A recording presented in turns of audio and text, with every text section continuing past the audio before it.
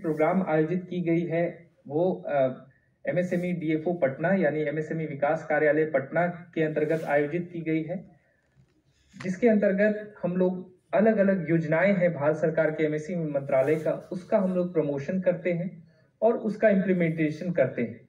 तो उसके अंतर्गत कौन सी योजनाएं आती हैं उसका एक संक्षिप्त विवरण इस प्रस्तुतिकरण के माध्यम से आप सबों के बीच है। हम लोग शुरू करते हैं। ये एमएसएमई की परिभाषा जो हमारे देश में है, जो मैं इसको पहले बता चुका हूं, जो टर्नओवर और investment in plant and machinery के आधार पे ये होता है, कैसे माइक्रो स्मॉल और मीडियम इंटरप्राइजेस हमारे देश में परिभाषित है, उसके बारे में जो 1 करोड़ 10 करोड़ और 50 crore investment in plant and machinery और टर्नओवर उसका 5 गुना यानी 5 करोड़ 50 करोड़ और 250 करोड़। अगर ये टर्नओवर है तो उसको हम लोग माइक्रो स्मॉल और मीडियम इंटरप्राइजेज में वर्गीकृत करते हैं। उद्यम रजिस्ट्रेशन किस प्रकार से किया जाना है, उसके लिए उद्यम registration.gov.in हमारा पोर्टल है, जिसके अंतर्गत हम लोग बिना कोई डॉक्यूमेंट अपलोड किए हुए सरल प्रक्रिया भारत सरकार के एमएसएमई मंत्रालय के द्वारा अपनाई गई है। आप उद्यम रजिस्ट्रेशन जनरेट कर सकते हैं। बिना उद्यम रजिस्ट्रेशन के आप एमएसएमई मंत्रालय की किसी भी योजनाओं का लाभ नहीं उठा सकेंगे। इसलिए सबों से अनुरोध रहेगा कि उद्यम रजिस्ट्रेशन जो भी माइक्रो स्मॉल मीडियम इंडस्ट्री है उसके लिए ये मैंडेटरी नहीं है कि आप उद्यम रजिस्ट्रेशन कराएं, लेकिन कराना इसलिए जरूरी है कि उसकी योजनाएं आप तभी उठा सकेंगे जब आप एक रजिस्टर्ड इंटरप्राइज होंगे, और वो रजिस्ट्रेशन जो है वो एमएसएमई उद्यम रजिस्ट्रेशन के थ्रू आप इस सारी योजनाओं का लाभ उठा सकते हैं। तो काफी सरल प्रक्रिया है। उद्यम registration.gov.in पोर्टल में जाना है और सेल्फ डिक्लेरेशन के आधार पे एक मेल जैसे आप साइन अप करते हैं उस तरह से सारे डिटेल्स रख रहे हैं। जहां तक प्लांट एंड मशीनरी के सवाल है, वो डायरेक्ट आपके इनकम टैक्स रिटर्न जो आप भरते हैं वहां से डायरेक्ट वो प्लांट एंड मशीनरी वैल्यू लिया जाता है। और एनआईसी कोड की एक बात आती है, जिसमें एनआईसी कोड जो है वो आप जैसे अपनी एक्टिविटी टाइप करेंगे वहां पे कंसर्न एनआईसी कोड जो आपके लिए रेलिवेंट होगा उसको आप सेलेक्ट कर सकते हैं, और इस तरह से आप उद्यम रजिस्ट्रेशन सरल प्रक्रिया के द्वारा आप जनरेट कर सकते हैं। तो इसमें कोई पैसा नहीं लगता है, टोटली फ्री ऑफ कॉस्ट है और सेल्फ डिक्लेरेशन के आधार पे है। ये बात जानना बहुत जरूरी है। कोई अन्य वेबसाइट पे नहीं जाएं, बहुत सारे फर्जी वेबसाइट भी इसमें है, लेकिन उन वेबसाइट्स पे नहीं जाना है। आपको सिंपली जो भारत सरकार का ऑथेंटिक वेबसाइट है उद्यम registration.gov.in, उसी में आपको जाके ये उद्यम रजिस्ट्रेशन करना है, तभी आप एमएसएमई मंत्रालय की सारी योजनाओं का लाभ उठा पाएंगे। उसके बाद चैंपियंस पोर्टल है, एमएसएमई चैंपियंस पोर्टल, जो champions.gov.in हमारा जो पोर्टल है उसके अकॉर्डिंग ये है।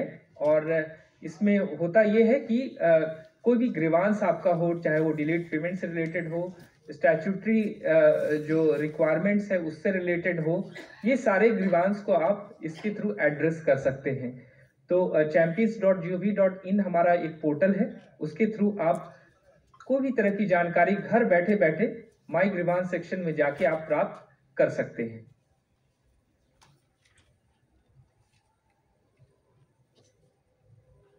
उसके बाद है एमएसएमई गारंटी फंड ट्रस्ट योजना। सबसे बड़ी जो समस्या होती है, कोलैटरल जब आप इंडस्ट्री लगा रहे होते हैं तो गिरवी देने की समस्या होती है। जो हमारे लघु उद्योग हैं, जो हमारे सूक्ष्म उद्योग हैं, उनके पास इतना कैपिटल नहीं होता है कि वो गिरवी दे सकें या कोलैटरल दे सकें, जिसको इंग्लिश में कोलैटरल हम लोग बोलते हैं। तो उसको इनेबल करने के लिए भारत सरकार ने एक मैकेनिज्म तैयार किया है जिसका नाम रखा है credit guarantee fund trust scheme, CGTMSE scheme. और इसके अंतर्गत ये होता है कि आपको कोलैटरल नहीं जमा करना पड़ता है। 5 करोड़ तक इसकी लिमिट कर दी गई है। बदले में सरकार आपसे जो आपका आउटस्टैंडिंग अमाउंट है उसका 0.35% से 1.5% तक आपका एनुअल चार्जेस आपको सरकार को देना होता है। तो 5 करोड़ तक का लोन इसके अंतर्गत कवर्ड रहता है, जिसका आप लाभ उठा सकते हैं। ये भारत सरकार का एमएसएमई मंत्रालय और सिडबी के संयुक्त प्रयास से 4:1 रेशियो पे ये ट्रस्ट बनाई गई है फंडिंग पे, और उसका उद्देश्य यही है कि हमारे एमएसएमई को कोई लायबिलिटी ना हो कोलैटरल की, कोई और उनको फंड इजीली अवेलेबल हो पाए। हमारे एमएसएमई का कोई जो फंड है वो स्टक नहीं हो, बदले में वो डेवलपमेंट के लिए उस पैसे का यूज कर सकते हैं। तो इस चीज को इनेबल करने के लिए और एमएसएमई को बढ़ावा देने के लिए credit guarantee fund trust scheme है।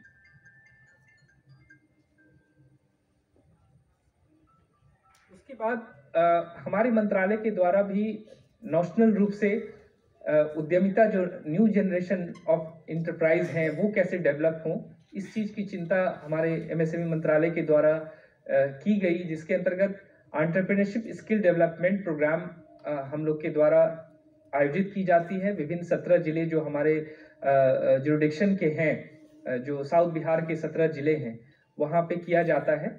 और उसमें उसका तात्पर्य यही रहता है कि हमारे उसमें कुछ कार्यक्रम जो 30 दिनों के होते हैं, कुछ कार्यक्रम उसमें 5 दिनों के होते हैं, जिसको हम लोग मैनेजमेंट डेवलपमेंट प्रोग्राम कहते हैं। 30 दिनों का ईएसडीपी प्रोग्राम होता है जो एक सब्जेक्ट ओरिएंटेड रहता है। उसमें 20 दिनों का स्किल इम्पार्ट किया जाता है और 10 दिनों का एंटरप्रेन्योरशिप डेवलपमेंट प्रोग्राम आयोजित की जाती है। उसके अलावा ईएपी प्रोग्राम जो हमारे इंजीनियरिंग कॉलेजेस हैं या जो टेक्निकल कॉलेजेस हैं या अन्य मैनेजमेंट कॉलेजेस हैं या जनरल स्ट्रीम के कॉलेजेस हैं, वहाँ पे जाके लोगों को अवेयर करना, एमएसएमईज को के लिए लोगों को प्रमोट करना। क्योंकि हमारे देश में अगर आप देखेंगे तो रोजगार पूरे पॉपुलेशन का 2% रोजगार है, और इस स्थिति में अनएम्प्लॉयमेंट की जो समस्या है वो एड्रेस नहीं हो पाएगी। इसलिए आज के समय में आप हर जगह एमएसएमई का बहुत जोर सरकार दे रही है। वो इसलिए दे रही है कि अगर एक यूनिट लगता है या एक इंटरप्राइज लगता है तो उससे 5 लोगों का मिनिमम एम्प्लॉयमेंट इंश्योर्ड होता है। तो इसलिए एमएसएमई को, और किसी भी विकसित देश की अगर हम परिकल्पना कर रहे हैं तो विकसित देश, जितनी भी विकसित देश अभी वर्तमान में हैं, वहाँ एंसेलराइजेशन है, यानी छोटे इंडस्ट्री का काम जो वो अपना छोटा छोटा काम ऑफलोड करते हैं बड़े इंडस्ट्री छोटे इंडस्ट्री को। तो उससे क्या होता है कि उनका टाइम बचता भी है और छोटे इंडस्ट्री को भी काम मिलता है, जो सर्कुलर इकोनॉमी जो हमारे देश की होनी चाहिए उसको बढ़ावा देती है। तो इसी के लिए एम्प्लॉयमेंट का एड्रेस रिजॉल्व होता है इसके माध्यम से, और साथ ही जो रोजगार है, जो इकोनॉमी है, वो हमारे देश की बढ़ती है। और इसी परिकल्पना पे हम लोग विकसित देश की का कल्पना कर सकते हैं आने वाले भविष्य में। तो इसके लिए एमएसएमई पे ज़्यादा जोर दिया जा रहा है। अगर आप एक्सपोर्ट की बात करें तो पूरे देश में जो एक्सपोर्ट होती है उसका 40% एक्सपोर्ट हमारे एमएसएमई इंडस्ट्री के द्वारा होती है। और एम्प्लॉयमेंट जो है वो कृषि के बाद सबसे ज़्यादा एम्प्लॉयमेंट अगर कोई देता है तो वो हमारे एमएसएमई सेक्टर्स हैं जो देते हैं। लगभग 11 करोड़ का एम्प्लॉयमेंट जनरेट हो रहा है एमएसएमई से। और यही डेटा जो है हमारी भारत सरकार को प्रेरित कर रही है कि अगर ज़्यादा से ज़्यादा इंडस्ट्री लगेगी, ज़्यादा से ज़्यादा लोगों का प्रॉब्लम रिजॉल्व होगा।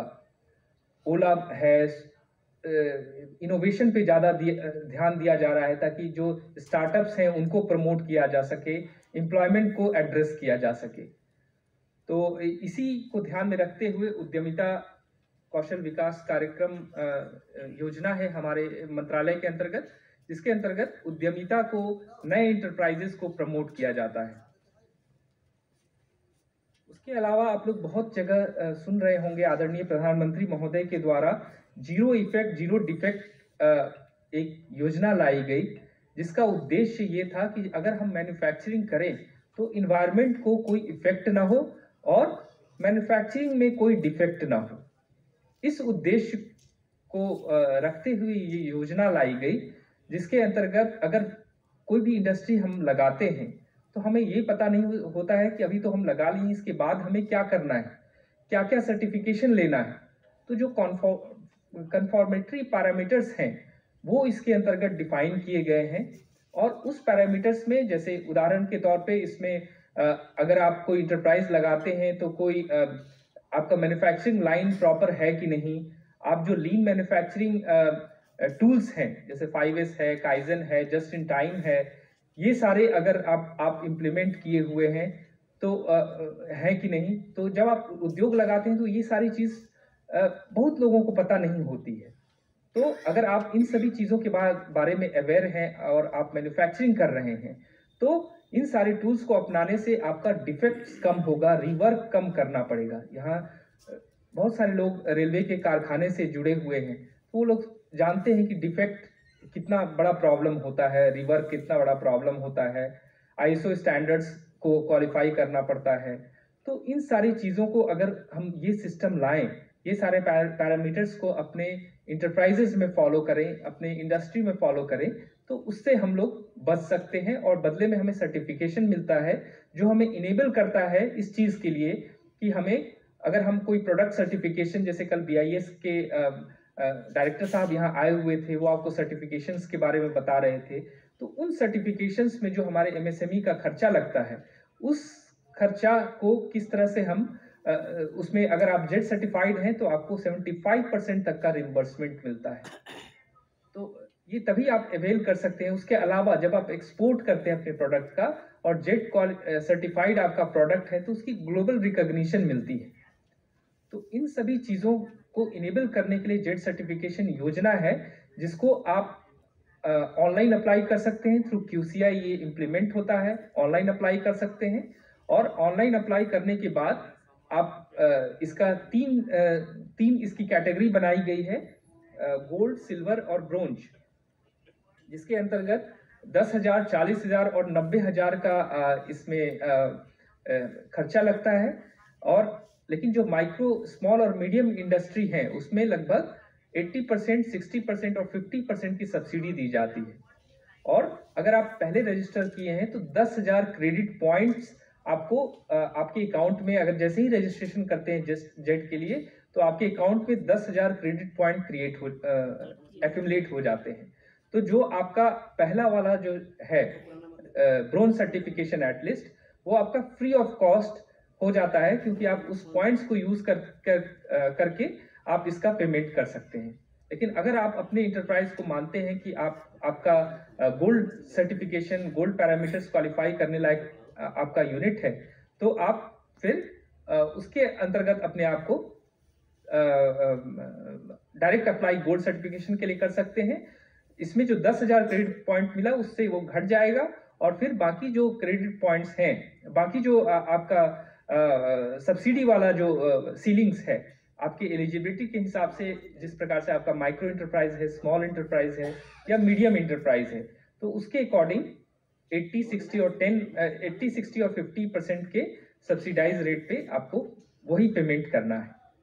तो जेड सर्टिफिकेशन है जिसमें आपको दिया गया है कि लगभग 75% तक आपका जो परीक्षण, अगर कोई टेस्टिंग करवाते हैं तो उसमें आपका 75% तक का आपका रिबेट मिलता है। साथ में जो अगर आप पॉल्यूशन कंट्रोल बोर्ड का जो आपको पे करना पड़ता है, उसमें आपको रिबेट मिलता है। तो ये सारे एडवांटेजेस हैं जो जेड सर्टिफिकेशन स्कीम के माध्यम से आप अपने इंटरप्राइज का, खासकर जो मैन्युफैक्चरिंग इंटरप्राइज है, उनका आप अवेल कर सकते हैं। उसके बाद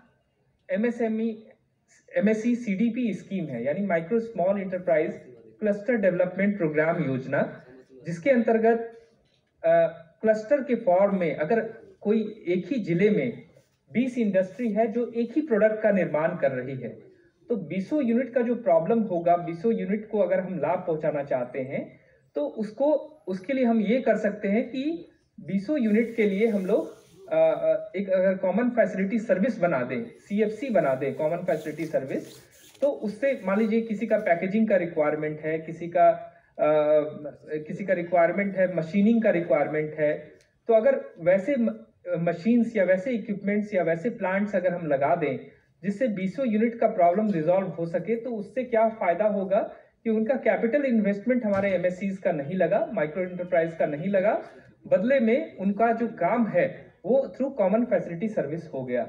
और इसके अंतर्गत 30 करोड़ तक का प्रोजेक्ट कवर होता है कॉमन फैसिलिटी सर्विस के अंतर्गत, जिसमें लगभग 60 से 70% तक का गवर्नमेंट ऑफ इंडिया का असिस्टेंस होता है और बाकी जो है वो जो एसपीवी बना 20 यूनिट का जो एसपीवी बना उसका 30% कॉन्ट्रीब्यूशन, 30 से लगभग 40% कॉन्ट्रीब्यूशन होता है अलग अलग एलिजिबिलिटी के आधार पे।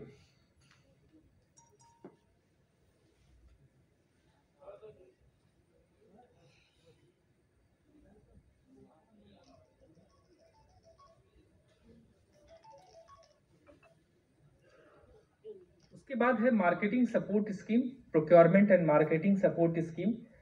भारत सरकार के एमएसएमई मंत्रालय के द्वारा procurement and marketing support scheme लाई गई, जिसका उद्देश्य ये था कि हम सबसे बड़ी जो इंडस्ट्री के सामने समस्या होती है वो ये समस्या होती है कि उनको मार्केट किस प्रकार से मार्केट आइडेंटिफाई किया जा सके, मार्केट किस प्रकार से मिले, और इस चीज को इनेबल करने के लिए प्रोक्योरमेंट मार्केटिंग सपोर्ट स्कीम लाई गई, जिसके अंतर्गत अलग अलग कंपोनेंट्स हैं। जैसे इसमें पहला कंपोनेंट है डोमेस्टिक ट्रेड फेयर।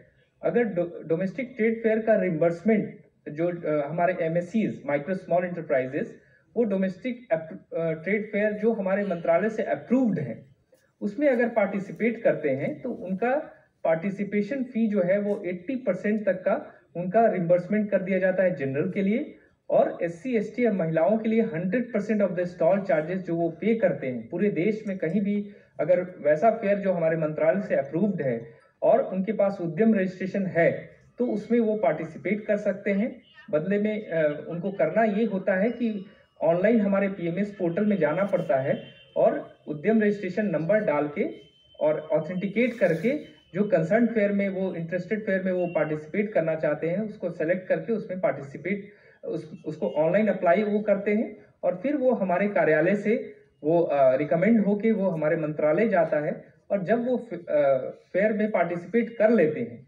उसके बाद वो रिम्बर्समेंट के लिए अप्लाई करते हैं और फिर उनका आने जाने का AC 2 टायर का फेयर और या इकोनॉमी क्लास का फेयर पर इंटरप्राइज एक रिप्रेजेंटेटिव का वो रिम्बर्समेंट इस योजना के अंतर्गत इस कंपोनेंट के अंतर्गत कर दिया जाता है। तो उसमें अगर क्लास बी सिटी है तो 80,000 का रिम्बर्समेंट होता है, और अगर क्लास ए सिटी है तो 1.5 लाख तक का स्टॉल चार्जेस, जिसमें 25,000 अमाउंट जो कॉन्टीजेंसीज चार्जेस हैं वो इंक्लूडेड रहते हैं। तो ये सारी चीज हैं जो डोमेस्टिक ट्रेड फेयर के अंतर्गत इसमें कवर्ड रहते हैं।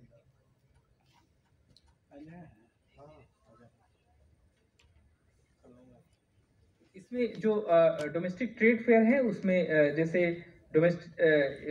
जो प्रोक्योरमेंट मार्केटिंग सपोर्ट स्कीम है उसका पहला कंपोनेंट है डोमेस्टिक ट्रेड फेयर, जिसके बारे में मैंने बताया कि इसमें स्टॉल चार्जेस और कॉन्टीजेंसीज चार्जेस पर एमएससीज पर माइक्रो स्मॉल एंटरप्राइजेस वो रिम्बर्समेंट किया जाता है। उसके अलावा जो मॉडर्न पैकेजिंग टेक्निक है उस चीज को अपनाने के लिए क्लस्टर वाइज इसका इंटरवेंशन होता है, और क्लस्टर वाइज इंटरवेंशन करके आप इसको कर सकते हैं। तो उसमें गवर्नमेंट ऑफ इंडिया का असिस्टेंस ये होता है कि 50% ऑफ द जो खर्चा उसमें आता है, जिसमें अप्रूव्ड पैकेजिंग एजेंसी जो होती है वो आके यूनिट वाइज इंटरवेंशन करती है। जो पैकेजिंग किस अगर खाद्य पदार्थ है उसका पैकेजिंग कैसा हो, कोई कंपोनेंट्स है उसका पैकेजिंग कैसा हो, ये सारी चीज का 1 to 1 उनका इंटरवेंशन यूनिट वाइज किया जाता है, और उसमें जो खर्चा आता है उसका 50% जो है वो गवर्नमेंट ऑफ इंडिया के द्वारा उसको रिम्बर्स कर दिया जाता है। उसके अलावा रिटेल आउटलेट की सुविधा है जो जीआई प्रोडक्ट्स के लिए ये कंपोनेंट है। जो अगर जीआई प्रोडक्ट जो हमारे हैं जैसे सिलाव का खाजा है, मधुबनी पेंटिंग है, अगर इस तरह के आउटलेट अगर लगे तो जिसमें जीआई प्रोडक्ट को डिस्प्ले कर पाए, और वैसे 10 इंटरप्राइज हैं या 20 इंटरप्राइज हैं तो वैसे को समूह बना के इस स्कीम को इम्प्लीमेंट किया जाता है, जिसमें 50% जो है वो गवर्नमेंट ऑफ इंडिया का असिस्टेंस होता है और 50% जो है वो जो ग्रुप बना जो एसपीवी बनी उसका कंट्रीब्यूशन होता है। उसके अलावा ई कॉमर्स प्लेटफॉर्म है जिसके बारे में कल एनएसआईसी के द्वारा आपको बताया भी गया था, जिसमें ई कॉमर्स प्लेटफॉर्म के अंतर्गत ग्लोबल एमएसएमई मार्ट अमेजॉन के तरफे या फ्लिपकार्ट के तौर पे बनाया गया है, जिसमें आप अपने 10 प्रोडक्ट को इनलिस्ट कर सकते हैं। और उससे फायदा क्या होगा, जेम पोर्टल तो है जिससे आपको घर बैठे बैठे ऑर्डर मिल सकता है। उसके अलावा इसमें आपको इस जेम पोर्टल के अलावा आपको ये एमएसएमई ग्लोबल मार्ट भी है, जिसके अंतर्गत आपको असिस्टेंस मिल सकता है। तो आप सबों से अनुरोध होगा कि जरूर इसको देखेंगे और इसमें अप्लाई करेंगे। इसमें सिर्फ माइक्रो इंटरप्राइज इसके लिए एलिजिबल होते हैं। उसका बारकोड योजना है। बारकोड आप लोग सबको ही जानते हैं। इसके लिए बारकोड इसलिए हम लोग यूज करते हैं ताकि प्रोडक्ट की स्टैकिंग, उसका जो रख रखाव है वो हम लोग कर सकें अच्छे से, सुदृढ़ तरीके से अपने वेयर हाउस में। और जब हम इसे कोई आउटलेट में लेके जाते हैं तो उसका प्रॉपर उसको हम लोग अरेंज कर सकें। उससे आपका पैकेजिंग में भी इम्प्रूवमेंट होता है, आपकी एक्सेप्टेबिलिटी बढ़ती है और यूजर एंड्स जो रिटेल है उसको भी सुविधा मिलती है। तो आपके प्रोडक्ट की ओवरऑल क्वालिटी इंप्रूव होती है। तो उसके लिए सिर्फ माइक्रो इंटरप्राइज के लिए ये फैसिलिटी है, ये कंपोनेंट है, जिसके अंतर्गत 50,000 तक का रिम्बर्समेंट 3 साल के लिए जो फी उसका लगता है, अगर आप GS1 से रजिस्टर्ड हैं तो 3 साल के लिए जो उसका फी होता है वो आपको रिम्बर्स हो जाता है। और 1,000 तक के प्रोडक्ट का जो बारकोड होता है उसका जो चार्जेस लगता है वो आपको रिम्बर्स हो जाता है।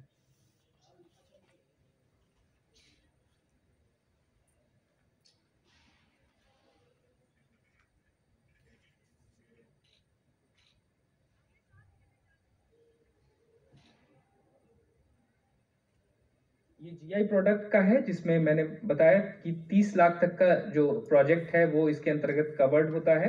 इसमें आधा जो है 15 लाख A क्लास सिटी के लिए 30 लाख रहता है और B क्लास सिटी के लिए 20 लाख रहता है। और दोनों का 50% जो है वो गवर्नमेंट ऑफ इंडिया करती है और रिमेनिंग 50% जो कंट्रीब्यूशन होता है वो जो SPV बना, जो 10 यूनिट का या जितने भी यूनिट का SPV बना उसका कंट्रीब्यूशन 50% रहता है। उसके अलावा वेंडर डेवलपमेंट प्रोग्राम, जिसका सभी गवर्नमेंट डिपार्टमेंट्स को इंस्ट्रक्शन है कि आपको वेंडर डेवलपमेंट प्रोग्राम आयोजित करना है और सबों के द्वारा अपना प्रयास किया जाता है ताकि लोगों में अवेयरनेस हो। हमारे MSMEs में जो इस सेक्टर में हैं वो अवेयर हों। आज के कार्यक्रम के माध्यम से कुछ नेशनल स्टॉल्स भी लगाए गए हैं जिसमें प्रोडक्ट एग्जिबिट किए गए हैं। वो इसलिए एग्जिबिट किए गए हैं ताकि हमारे MSME उसको देखें, अगर वो मैन्युफैक्चरिंग कैपेबिलिटी रखते हैं तो उस चीज को मैन्युफैक्चरिंग करें, उस चीज को डिजाइन करें। जो इंपोर्ट सब्स्टिट्यूशन प्रोडक्ट्स हैं, जिसका इंपोर्ट करने में बहुत सारे, मान लीजिए कोई कंपोनेंट है जो खराब हो गया और वो ऑस्ट्रिया से ही आना है या वो ऑस्ट्रेलिया से आना है या वो स्पेन से आना है, तो उसको आने और जाने में बहुत टाइम लगेगा। तो इस चीज को बचने के लिए इंपोर्ट सब्स्टिट्यूशन प्रोडक्ट को बढ़ावा दिया जा रहा है, जो रिवर्स इंजीनियरिंग से, जैसे कुछ दिन पहले की बात है, tool room and training centre Patna हमारे मंत्रालय के अंतर्गत है, जो हमारे ही कैंपस में वो खोला गया है। और ऑर्डिनेंस फैक्ट्री नालंदा के अंतर्गत उनको एक कंपोनेंट था, हब करके एक कंपोनेंट था जो उनके केमिकल प्लांट में लगता है, तो वो ऑस्ट्रिया से वो मंगाते थे और वो अक्सर खराब होती थी। तो उसके लिए हमारे tool room training centre Patna के इंजीनियर्स ने उसको रिवर्स इंजीनियरिंग के थ्रू वो डिज़ाइन किया और वो जो इंपोर्ट करने में जो 3 करोड़ रुपया एक कंपोनेंट का लगता था, वो कंपोनेंट अब यहाँ हार्डली उसको बनाने में 1 लाख के अंतर्गत वो बन गया।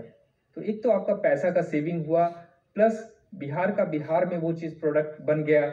और उसके आधार पे अगर आप किसी और जगह जाएंगे तो कोई और MSME को भी आप प्रमोट कर सकते हैं जो बना के वो कंपोनेंट आपको दे सकती है। तो इस तरह से इसका उद्देश्य यही रहता है इन सभी कार्यक्रम के माध्यम से कि हमारे MSME अवेयर हो कंपोनेंट्स के बारे में जो वो दे सकते हैं और फिर उसके आधार पे वो एंसराइजेशन को प्रमोट कर सकें।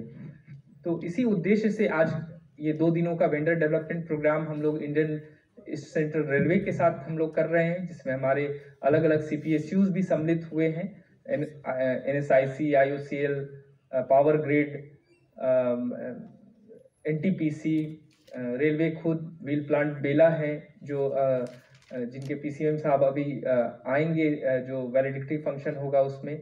तो सभी लोग का प्रयास यही है कि एग्जिबिट करें और अपने कंपोनेंट्स को हमारे MSMEs को दिखाएं और इससे प्रतिस्पर्धा हो और चीज़ों की अवेलेबिलिटी जो है, रॉ मटेरियल्स कंपोनेंट्स की अवेलेबिलिटी कोई भी कारखाने में या कोई भी इंडस्ट्री में इंश्योर हो सके। तो यही इस कार्यक्रम का मेन मोटो है। लेकिन हम लोग बहुत प्रयास करते हैं, प्रचार प्रसार भी करते हैं, लेकिन बहुत दुख होता है कि बहुत कम लोग टर्न अप हो पाते हैं, क्योंकि ये उन्हीं के लिए प्रोग्राम है और उन्हीं का पार्टिसिपेशन बहुत मार्जिनल होता है। तो आगे से हम लोग को और शायद प्रयास करने की ज़रूरत है, ताकि ज़्यादा से ज़्यादा लोग इसका लाभ उठा सकें। उसके बाद है गवर्नमेंट ई मार्केट प्लेस, जिसको हम लोग जेम के नाम से जानते हैं। हम लोग सब कोई जेम से अवेयर हैं, क्योंकि सरकारी हर क्षेत्र में, चाहे वो हमारा मंत्रालय है, चाहे वो आपका रेल मंत्रालय है, सभी जो गवर्नमेंट ऑफ इंडिया के हम लोग सभी विंग हैं, उसमें प्रोक्योरमेंट जो है वो थ्रू जेम होगा।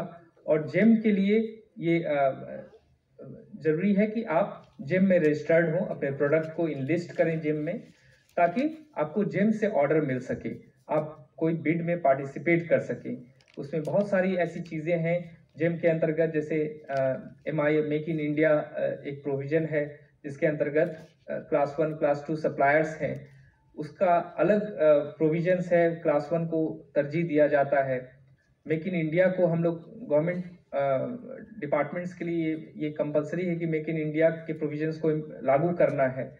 मतलब हम लोग बाहर से कोई सामान नहीं ले सकते हैं। घर 80% लोकल कंटेंट या 20% लोकल कंटेंट तक का जो है, उसी को हम लोग को लेना है। तो उसी आधार पे जेम में एक बहुत बड़ा चैलेंज होता है कि उन सारी चीज़ों को कंप्लाई करके कोई भी सामान खरीदना या कोई भी मशीनरी खरीदना। तो इस चीज़ को इनेबल करने के लिए जेम पोर्टल है, और जेम पोर्टल से रिलेटेड कोई भी जानकारी जो है वो हमारे जेम पोर्टल के माध्यम से आप प्राप्त कर सकते हैं। प्रेजेंटेशन भी है जेम का, जिसको मैं शेयर कर सकता हूं। जेम के जो हमारे विशेषज्ञ थे वो आज आने वाले थे, लेकिन किसी कारणवश कुछ इमरजेंसी हो गई उनके साथ, तो वो आज यहाँ पे आ नहीं पाए हैं। उसके लिए हम लोग क्षमा चाहते हैं।